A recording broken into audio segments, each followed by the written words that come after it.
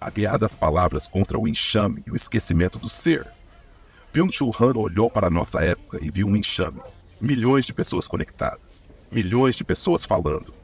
Milhões de pessoas produzindo conteúdo, mas cada vez mais isoladas, cada vez mais cansadas, cada vez mais transformadas em dados.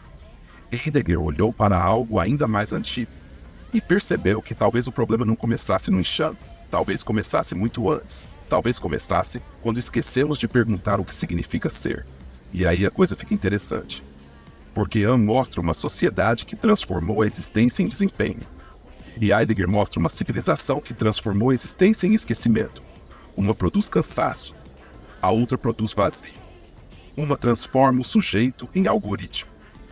A outra pergunta por que acreditamos que o sujeito é a pergunta principal.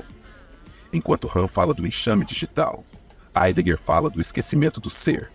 E talvez nós estejamos vivendo exatamente na intersecção entre os dois. Uma época onde todo mundo fala, mas quase ninguém pergunta. Uma época onde todo mundo produz conteúdo, mas quase ninguém habita aquilo que diz. Uma época onde todo mundo sabe quem é, mas quase ninguém pergunta o que significa existir. Talvez o problema da era digital não seja apenas o excesso de informação. Talvez seja o excesso de respostas.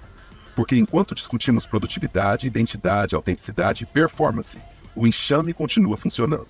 E o esquecimento do ser também. Se isso te incomodou, ótimo. Se não te incomodou, talvez Han estivesse certo sobre o enxame. E talvez Heidegger estivesse certo sobre o esquecimento. Se quiser se aprofundar, os links estão na descrição. Se não quiser, tudo bem. O algoritmo continua rodando. E o ser continua esquecido. MPI, mais per toda a ignorância.